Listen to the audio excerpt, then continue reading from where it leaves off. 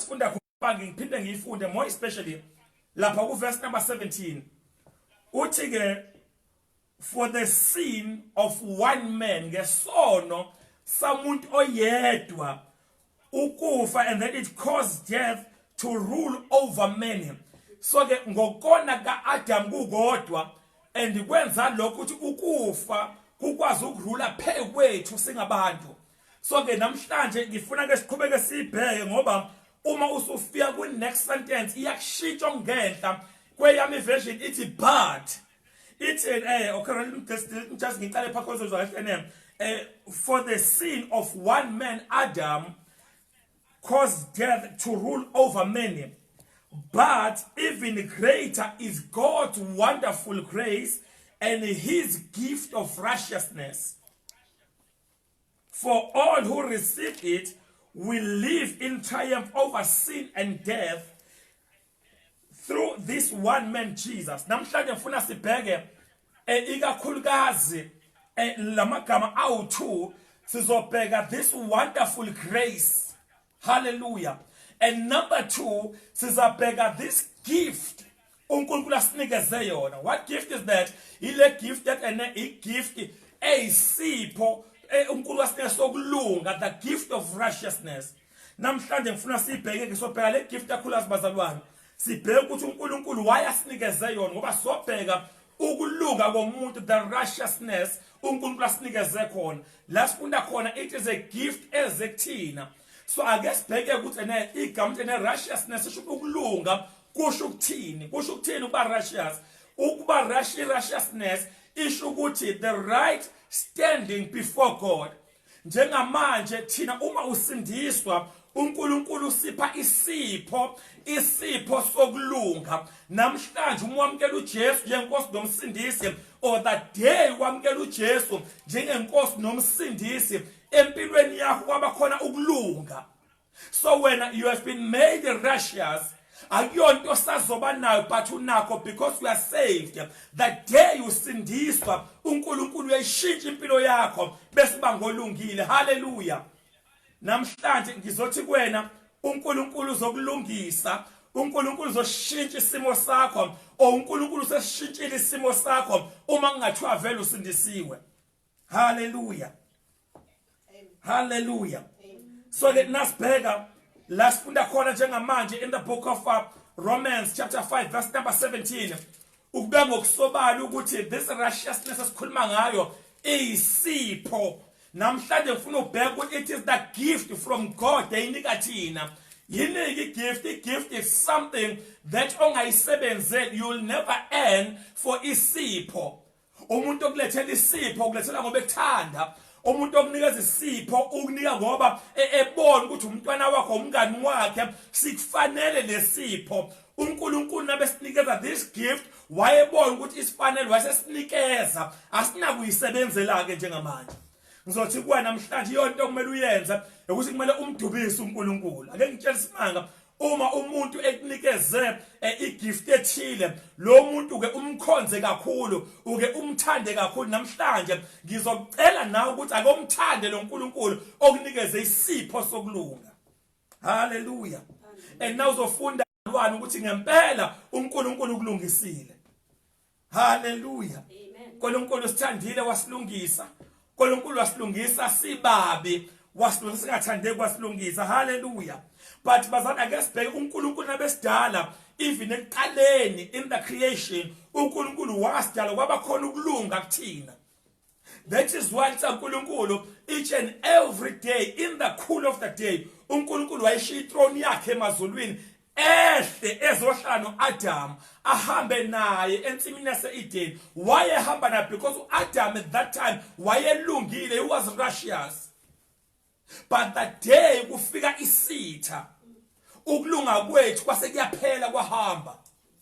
Ake ngitshela isimanga ngiyazi khona abantu ababekhuluma indaba bethi bona bethi balunge from ekuzalweni. Namhlanje ngifuna ukukhuluma nawe ngitshela uthi na ufunda incwadi kaIsaiah chapter number 64 uverse number 6 wakhona uthi ukulunga kwemvelo kufana nezidwedwe ibolileyo. ungalunga from esweni sikama wakho kathi ulunga uzalwa. Ngifuna ukutshela isimanga ungalungiswanga uNkulunkulu awukwazi uba ngolungileyo. Lesa uNkulunkulu encwadini yamaRoma chapter number 3 lithi thina wonke umuntu ngokuba wonile sasibekelwa inkathi kwahamba ukulunga kaNkulunkulu. Namhlanje uma sizalwa singenakho ukulunga. That righteousness ayikho because yasala ensimini yaseEden. So ke namhlanje ngifuna ukuthi ke sibheke ukuthi yasala kanjani ngoba abantu abaningi sihamba nabo abaneseyinkonzweni nabo aba understand uba ukulunga kaNkulunkulu kwasala kudala. Namhlanje bengifuna ukuthi khona soyiqonda le ndaba ake sibheke ukuthi uAdam kanjani ukulunga kuyena. uAdam yaphela irighteousness. Adam wagcina sehamba ecathi uhamba noNkulunkulu abusekho uNkulunkulu. Lisankulu sifunde khona ngokona komuntu oyedwa Adam ukufa kwangena. So ke namhlanje sizobheka uma ngene kwangena kanjani lokufa lokhu. Nasobheka chapter 3 because lapho qale khona ukonakala. Uma sibheka chapter 3 kaGenesis sibona uAdam ekade hamba noNkulunkulu. Kepha sibona uAdam unezinto ezintathu engizokhuluma ngazo la ngasekuqaleni sibheke zona. Uma sobheka kuAdam lapha ngasekuqaleni khona into embe eyenzekayo. uAdam kade hamba noNkulunkulu elungile phambi kaNkulunkulu kwamane kwasala konke ukulunga kwakhe. So ke namhlanje ngifuna ke sibheke lento ezintathu masinyane before ngiqhubeke. Number 1, uAdam uma kulahleka righteousness yakhe into eyalahleka kuqala uAdam kwalahleka the right standing before God. uAdam akakwazanga ukuma phambi kaNkulunkulu. uAdam kade hamba noNkulunkulu kade khuluma noNkulunkulu kade enza yonke into noNkulunkulu kwaphela uAdam. Na ukuthi sizofunda nawe uma uzoyifunda umsusekhaya Genesis chapter 3 verse number 8. uAdam ekade hamba noNkulunkulu liza uNkulunkulu esefika in the cool of the day efika ngokuphola kwelanga uNkulunkulu uthi uyahamba uyaAdam. uAdam wabaleka. Hallelujah. Adam what he lost again, he lost the fellowship with God. Kulahleka kanjani? Mawukuthi ufunda ku chapter 3 kaGenesis ufunda uverse number 11 ya verse number 13 sibona isimanga uAdam kade enefellowship noNkulunkulu kade exoxa noNkulunkulu. Nakhona izinto engahambi kahle entsimini uAdam kade ekhuluma ngqo ekhuluma nolokhuzana ekhuluma noNkulunkulu. But this time sibona uAdam benoEva benegotiate bekhuluma nenyoka. So ke namhlanje ngizokutshela isibanga ngizothi kuwena ake uqinisekise ukuthi awuzukhuluma nesitha. uAdam sonke isikhathi ebehlale njalo exoxa noNkulunkulu but ngalesikhathi esebaleke noNkulunkulu sekuphela ifellowship noNkulunkulu baxoxa nenyoka. Bathini kwinyoka? Ithi inyoka uthe uNkulunkulu ningahla ngempela yini? Lalela mntaka baba, namanje we lost ifellowship noNkulunkulu ngokuthi sikhuluma nesithi sithi sitha ngempela ntombazane yami uthe uNkulunkulu ngalali nomfana. Uthe uNkulunkulu ngempela thandeka zonke izinsuku yini? Namhlanje bekubiza ukuthi uma kuukuthi unefellowship noNkulunkulu uthi noma ngathi sesakhulumisa angizoyithatha ireport yesithi but ngizobheka ukuthi utheni uNkulunkulu empilweni yami. Amen. Adam wabalekelana waqaqana noNkulunkulu. Nawe namhlanje umsaqaqana ifellowship yaphela ubudlelwano ukuhlala noNkulunkulu kwaphela. Namhlanje ngizothi kuwena ungabusavuma njengoAdam. Number 3, uAdam walahlekelwa iauthority yakhe. uAdam ebekhona ukuthi benayo. Adam kade ekhuluma nesilwane simuzwe kade etshela isilwane silalele. But that day elahlekelwa ukulunga from the Garden of Eden kunabantu ababenishiwe, kunabantu abaxoxa. Then zombona uNkulunkulu umsebenzi empilweni yakho. Ngifuna ke sibheke njengamanje ukuthi uma kathi uAdam wayesephumela ukulunga kwaphela kuyena yini esiyenzeka. Lalela mntaka baba, isimo siyashintsha njengamanje. Siyambona uKristu weza wazofa wafela mina nawe. Siyambonga uKristu Jesu washintsha isimo ngoba nakufika yena konke ukubona kwethu ulokho kufana nezidwedwe ezibolileyo wakushintsha uKristu Jesu. Na namhlanje ngiyakholwa ukuba uyakushintsha egameni lika Jesu. Namanje ngiyakholwa ukuba uyashintsha leso simo ngegama lika Jesu Kristu waseNazaretha. Hallelujah. And then ifuna ubhetha uNkulunkulu ngokuba wonke umuntu onile sonke sizalwe esonweni but ukufika kaAdam wesibili. There is that part, la part ushinto enkulu ufuna ulanele, but even greater is God's wonderful grace and his gift of righteousness. Wafika uNkulunkulu nomusa omangalisayo waphinde wasinika isipho sokulunga. Hallelujah.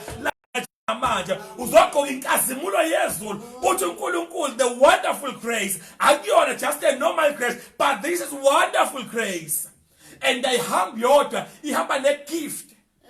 Hallelujah. Ihamba nesipho khona isipho sokulunga uNkulunkulu ezokunika sona egameni lika Jesu. Amen. Lalela ke thina ke ngifuna ubhekisa uNkulunkulu kusasa sonke siyona ngoba kona kaAdam but sonke sanikezwa this gift. Lalela ke nayinto ekhona lithi uNkulunkulu na uzofunda incwadi ka 1 John chapter 4 verse number 17 wakhona lithi so as Christ so are we. Njengalokhu uKristu enjalo so nathi sinjalo. Hallelujah. Uma uKristu elungile so nathi lomhlaba silungile. Uma uKristu enqobile nathi siyanqoba egameni lika Jesu. Hallelujah. Usathana kade engashaya ngendlela afuna ukushaya ngayo kepha thina siyafana noKristu. Uma sikhona lomhlaba sifana noKristu. Lokhu uKristu ayikhona nathi sikhona. Lalela but into ekhona ukudinga kwazana noNkulunkulu wazana noKristu Jesu. Umuhlezi umhlezi kuye uJesu nami ngiyahlala kuwe. So uma uKristu elungile nawe ulungile. That is why kuyigift kuyisipho. Namhlanje unikezwe this gift. Lalela khona engithandayo. uJesu uyafika uzorestore uma sifa naye nathi siyafana naye. Hallelujah. Khona engithanda nofunda incwadi kaIsaiah chapter number 11 verse number 5 wakhona lithi uNkulunkulu lapho uJesu Kristu he shall wear the righteousness like belt. Righteousness iyoba sokhalweni lakho. Ukulunga kaNkulunkulu basekhalweni lakho. Nawe namhlanje ukulunga kusokhalweni lakho. Awuzulungiswa ngabantu but ugqokile ukulunga njengalokhu uJesu ayigqokile. Yazi ngifuna ukutshela isimanga uJesu kaNkulunkulu walunga wazwayise kwaba sekufeni. Nawe namhlanje uzakulunga mntaka baba. Abantu bengakhuluma into abayithandayo kepha uzolunga namhlanje. Lalela ngenze kwamhlanje nawe ufana noAdam. Mhlawumbe usuyiluzile fellowship noNkulunkulu. Namhlanje uNkulunkulu uzokubuyisela ngoKristu Jesu. Ngenze kuba mhlawumbe ukulunga kwakho your righteousness mhlawumbe yalahleka wazi yalahleka namhlanje uzobuyisa ubusha bakho njengokhozi uNkulunkulu. Hallelujah. Mhlawumbe authority yakho isiyabaleka amadimoni ayikhathazela ekhaya lakho isizi zonke izimo zayikhathazela ekhaya lakho namhlanje kusena ngizothi kuwena uNkulunkulu uyashintsha leso simo leso. Lo moya owawukuKristu owavusa uKristu ekufeni ungaphakathi kuwena lokho kulunga owakunoKristu ekufeni kukuwena njengamanje. Namhlanje kuzoshintsha isimo Jehova egameni lika Jesu. UNkulunkulu omkhulu ongakithi kunaloyo osezweni. Mukhulu ongakithi kunaloyo osezweni. Namhlanje uSathane ungumqambi manga wena ungaphekwa abanqobe kuzoshintsha isimo egameni lika Jesu Kristu waseNazaretha. Lalela khona engithandayo ngale gift of righteousness. Lithi la uNkulunkulu nawufunda incwadi Second Timothy chapter 4 verse number 8 lithi ene this righteousness kuba nomqhele wokulunga. So nasifika ekhaya ezulwini kuyoba khona umqhele wokulunga. Ngifuna ukwazi njengamanje kunento oyilungisayo engeze ukuphelela la. Kungenzeka kuba namhlanje uJohn ene uthola umsebenzi konkalungi kwakho. Mhlawumbe ngenzeka kuba lo msebenzi ukwazela. Mhlawumbe ngenzeka kuba ulale nomuntu othile bawuthola umsebenzi ngenze kuba even iposition okuyona uyithole ngokulala nomuntu othile but namhlanje ngifuna ukutshela ukuthi this gift of righteousness, this fruit of righteousness kuyoba khona ngisho umqhele wakhona nasifika ekhaya ezulwini uyothi uNkulunkulu ulungile isimo singavume walunga izimo zikushaya walunga abantu bekuhleba walunga abantu bekhuluma ngawe walunga bethi abantu ayikho into yolunga kuwena kepha walunga waqhubeka nokulunga uNkulunkulu afika kuqhelisa. Hallelujah. Lalela lesimo obhekene naso uNkulunkulu uyasishintsha njengamanje. Amen. Usasade uqedile ngawa uthi uNkulunkulu namhlanje uzokubuyisela ubusha bakho uzobuyisela ukulunga kwakho namhlanje this gift of righteousness izobonakaliswa empilweni yakho ufuna ukukhuleka nawe namhlanje mhlawumbe ngenze lapha ekhaya uyakhala uthi baba uMchunu awazi mina inkinga yami benginakho but akwenzeki so namhlanje uNkulunkulu uzokwenza umsebenzi egameni lika Jesu. Amen.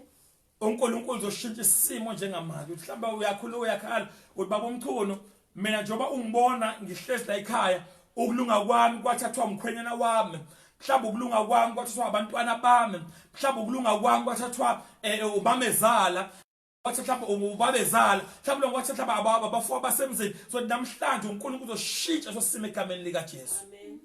Mhlawumbe ngenze kube ekhaya khona ukuxabana kusekho ukulunga mhlawumbe niyathakathana ekhaya so namhlanje uNkulunkulu uletha ukulunga kwakhe egameni lika Jesu. This gift of righteousness, this fruit of righteousness izongena ekhaya lakho njengamanje. uNkulunkulu uzokukhipha konke ukubola de content ngifuna ubheka kuIsaiah 64 verse number 6 uthi ngifuna ubhekene those righteous deeds eswakhombisa lithi they are nothing but a filthy rags. So ngifuna ubhekene ukulunga kwethu kwemvelo it is nothing but a filthy rags kuyidwedwe ibolileyo idwedwe indala engcolileyo namhlanje ungabusafuna ukulunga ngokwemvelo akothi inkosi ngifuna ukulungiswa nguwe mhlawumbe ngenzeka kuba nawe ukhona njengamanje uyabuka la or mhlawumbe uhleze ekhaya ulalela over WhatsApp ngifuna ukutshela nathi into ekhona uNkulunkulu uthi angikutshela ukulunga kwemvelo akasakudingi but ufuna abantu abazolungiswa nguye because uma sike salungiswa nguye isimo siyashintsha namhlanje uNkulunkulu ufuna ukulungisa mntaka baba uNkulunkulu ufuna ukushintsha isimo sakho uNkulunkulu ufuna ukushintsha isimo obhekene naso ufuna ukukhuleka nawe njengamanje ufuna ukukhuleka nawe mhlawumbe umzalwane vele but uyabona ukuthi your fellowship with God ebisiphelile mhlawumbe uyabona ukuthi ilokho ukuhamba noNkulunkulu kwakho uyabona akusekho ngendlela mhlawumbe because of this season ye corona awusubona uNkulunkulu uqaqhele nawe namhlanje ungakwasondela kuNkulunkulu you can't be able to fellowship once again with God njengamanje your authorities can come back you not maybe kade ukhuleke ebusuku va ngo12 ukhuleke akusakhuleke ngoba usahlangana nabazalwane uthi uNkulunkulu ayintshela ukulunga kwakhe kuyabuya you will have that fellowship with God. Mhlawumbe ngenze ba umcashela uNkulunkulu mhlawumbe uyajabula njengoba kule season ye corona ukuthi asaye inkonzo obucashela uNkulunkulu mhlawumbe uthokozile lalela uzothi kuwena uNkulunkulu uthi angikutshela njengamanje not kusasa njengamanje uNkulunkulu ufuna ukushintsha isimo sakhe egameni lika Jesu. Ngizokhuleka nawe lapha ekhaya wena owaziyo ngempilo yakho njengamanje uyayifuna lobo budlelwano obusha noNkulunkulu uyayifuna this righteousness uyafuna ba righteous uthi uNkulunkulu angitshela ukuthi kuzokwenzeka namhlanje kuwena mhlawumbe njengamanje uwe loyo ngizocela ngizokhuleka nawe ngikhulekele this fruit of righteousness ngizokhulekela this gift of righteousness over your life ngizocela ukuthi uma ukubona ifellowship yakho noNkulunkulu ibingasekho yinhle ngizocela uba lapho ukhona phambi sandla sakho saka right uNkulunkulu ehle azobuyisela lela uAdam he was banished and waxoshwa lale kade hlezi kamnandi waxoshwa nawe namhlanje uNkulunkulu uzokwenza njengamanje uNkulunkulu uzoshintsha isimo empilweni yakho. Ngizocela ngisazokhuleka ukuthi uma kuwena loyo uyabona ukuthi your righteousness mhlawumbe ngenzeka ukuthi mhlawumbe usulwa nawo wonke umuntu ekhaya mhlawumbe ulana wonke umuntu emsebenzini ulana nawo bonke abantu oxoxa nabo mhlawumbe uyabona ukulunga kwakho ubona kuyaphela kuqedwa abantu ngiunderstand kuqedwa abantu but uNkulunkulu uzokwazi ukurestore everything back to you. Ngizokhuleka nawe namhlanje kuseni. Cela uma kuwena loyo uyafuna uNkulunkulu akayibonakalise igama lika Jesu. Uma ukhona lapha ekhaya ngiyakholwa njengamanje uNkulunkulu engcwele wena babozolunga izorestore Nkosi enamandla. Whatever kade kulahlekile uAdam kade kulahleke kuyena nakuthina kwalahleka. Baba namhlanje siyabona ukuthi wena uzorestore ngegama lika Jesu Kristu waseNazaretha Nkosi enamandla. Baba this fellowship namhlanje siyabonga Nkosi yami uyayibuyisela phekwe impilo zethu. Baba abantwana bakho besaphakamisa izandla zabo namhlanje bathinte ngesakho isandla. Baba buyisela Nkosi enamandla enhlizweni zabo bathinte uNkulunkulu engcwele. Baba namhlanje baba ngiyakhipha every unrighteous deeds ngiyawakhipha ngegama lika Jesu. Ungalungi nezenzo zakhona konke ngiyakhipha. Baba sizobonga namhlaba uyangena empilweni zethu kabusha. Baba uzoletha ukulunga kwakho okupheleliseyo. Namhlanje baba we thank you, we give all the glory ngomsebenzi owenza phekwe impilo zabantwana bakho. Busisa abantwana bakho Nkosi enamandla. Baba izimata bazibakhipha ekulungeni kwakho namhlanje. Baba ngiyababa ziyabuyela konke kuyabuyisela egameni lika Jesu. Mayikho lezo zimo ngiyayixosha njengamanje. Baba abanye mighty God abasebenza ade besebenza nabo. Abanye Nkosi abaphathi babe emsebenzini. Abanye uNkulunkulu engcwele omakhelwana abanye imndeni yabo namhlanje lo moya ngiyawuxosha ngegama lika Jesu. Lo moya wenyoka yase Eden baba ngiyawukhipha ngegama lika Jesu. Baba I speak my God the righteousness phela impilo baba ngiyayifaka njengamanje. Let your gift, let your fruit ihlale phela impilo zethu. Baba siya receive njengomshazo ezweni lakho. What about all those who received it? They will live by God in triumph over sin and death. Namanje I thank baba abantwana bakho bazophila enqobeni. Unqoba phekwe sono kanye nokufa uqobo ngegama lika Jesu. Busisa abantwana bakho Nkosi enamandla baxwase ngamandla ezulu. Baba kade sebegula beguliswa kuba unrighteous empilweni zabo njenga